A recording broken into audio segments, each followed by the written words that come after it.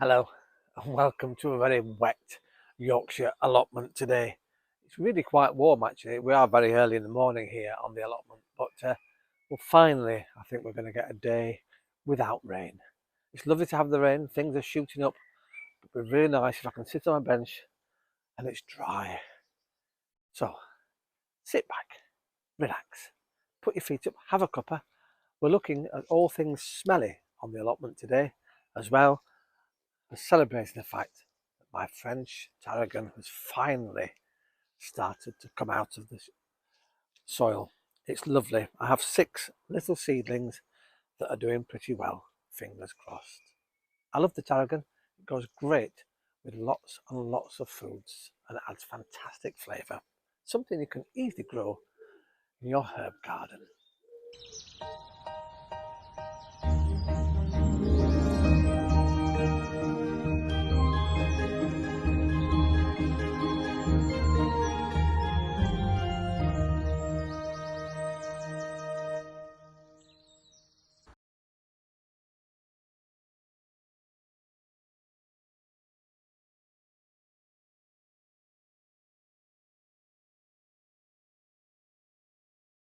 Well, this weather we've had this last week has certainly helped the plants to shoot up.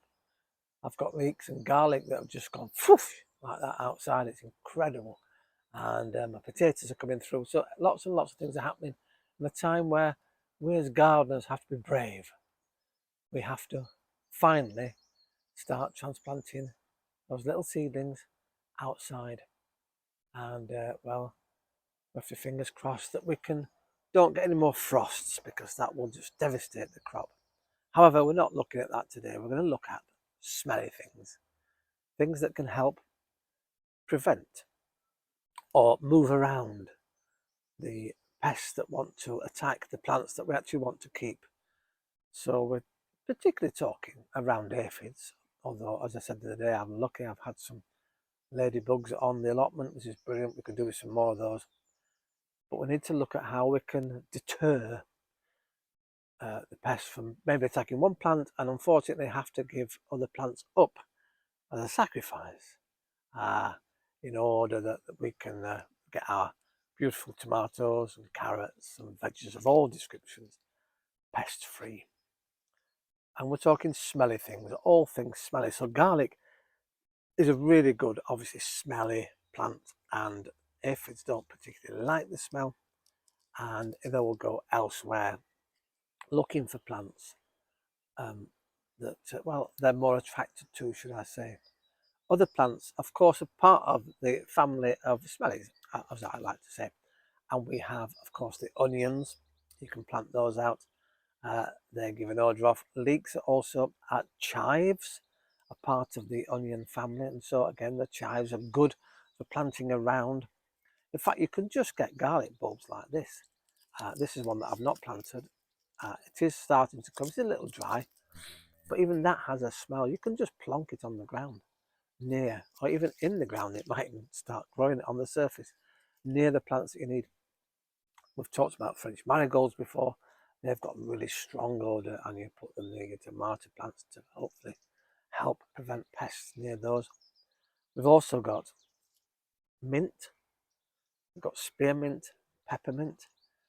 They can be put into, well, any, well, basket, I suppose, like this. Of course, that's heavy. And I'm wet. To help deter pests too. And it's amazing what you can just do by getting a little basket. You can pop them obviously near your plants, plant them in. My little herb garden that's starting to produce lovely herbs at the moment. I've got lemon balm in there, and that's doing really, really well. Beautiful, bright green leaves. In fact, here's a photograph of the lemon balm. Incredible thing.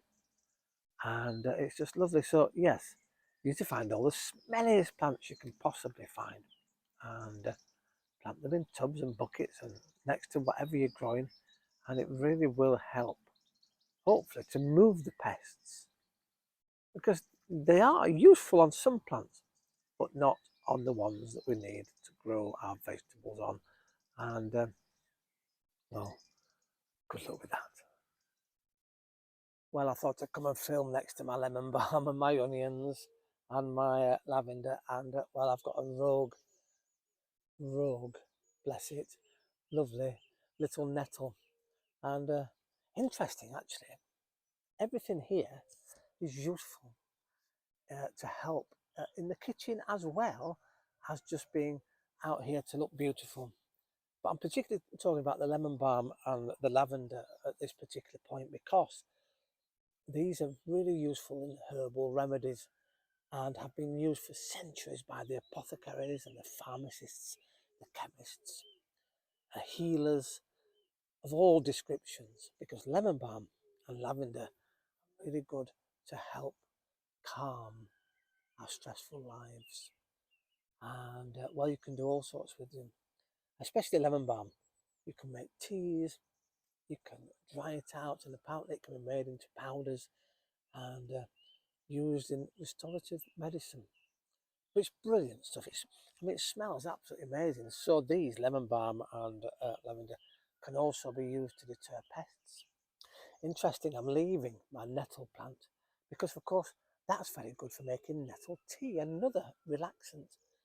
But also, it does attract wasps into the garden and beneficial insects that will attack the ones we don't want, such as the aphids. I'm sorry, I know I've gone about the aphids this morning, but they're brilliant. It smells absolutely delicious here.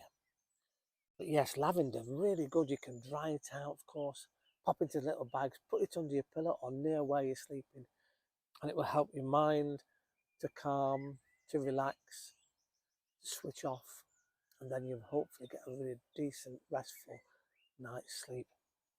You can pop them just as leaves into a bath, let them float around, and the aroma again, because of the hot water, will come out. And mix and match lemon balm, lavender together in the bath, help relax again. Amazing plants, beautiful plants. I've got down here as well. We've got some lemongrass, another smelly, beautiful plant. And we've got onions, of course, and garlic in here too. In front of us, where you can't see, I've got my spearmint, and it absolutely reeks, but beautiful, absolutely amazing. But yes, this stuff, this bright green lush plant, grow it in buckets, tubs, balconies, wherever you want to grow it. Get some of this, combine this with lavender, and even, I've got, as I said, I've got lemongrass here. Stick it together, and you have to be very careful, of course, with the mint family, generally spearmint, peppermint, mint, because they are invasive plants. They will start off as one shoot, a bit like bindweed. They'll put their roots under the surface. You'll not see where they're going. The sun will pop up half a mile away. They are amazing things, but they need to be contained. I didn't contain this one, and it got out of hand, so I had to cut it really back, but at least it's coming back now, and I'm going to keep an eye on it over this growing season, possibly eventually digging it up and sticking it in a bucket or something, or a shrub, something that it will grow nicely and have a wonderful life. But yes, back to these aroma plants. They're really brilliant for you. So if you're having a little bit of a stressful time, just by being next to them, believe it or not, just by being here, you can feel the relaxing nature of them. And in fact, they are touchy-feely plants. These are lovely. They're very furry. Got lovely furry little stalks. The lavender, well, the one I've got that used to be my nanan's plant, as I say, it's about 50 years old. And this year it's just blossoming. Absolutely fantastic. In fact, we'll end the show next to that one and I can show you the beautiful lavender plant. But yeah, smelly, touchy-feely, really good for our souls and our well-being of herbs, especially these two, or three should I say, with the lemon balm down there. So the lemongrass, lemon balm and lavender. Go on, get a few of these and have a relaxing time. Beautiful. They're great, aren't they? Well, here I am next to my nanan's lavender plant, as promised before the end of the show.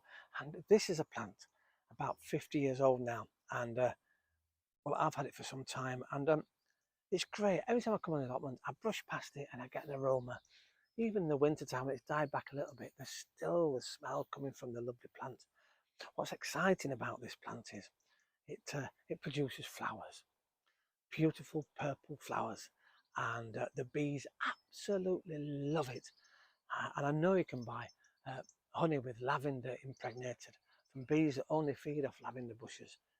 Beautiful thing.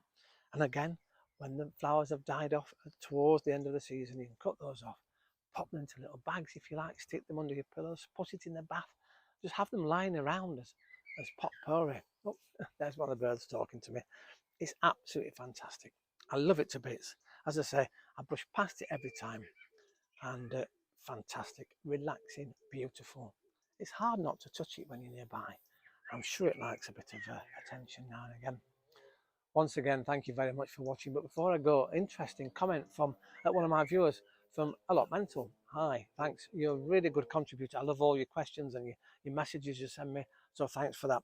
You tried the Three Sisters planting, but you're not going to do it this year again, because when you did, apparently everything got tangled and it was really hard to get stuff out, hard to get your beans out, difficult to get to your sweet corn because everything was growing around it, up it, round in it. You didn't quite fathom out how it worked, and it didn't work for you, should I say. Lots of people are trying it this season, so good luck with that, and I hope it works for you if you are trying it. Oh, absolutely spectacular. As I say, once again, thank you very much for your comments. I love hearing about all that you do. And well, next time, should we pop off to Canada and have a few messages from there? Well, I'll see you next time here on Jeremy's Yorkshire Allotment Adventures. Oh, so relaxing.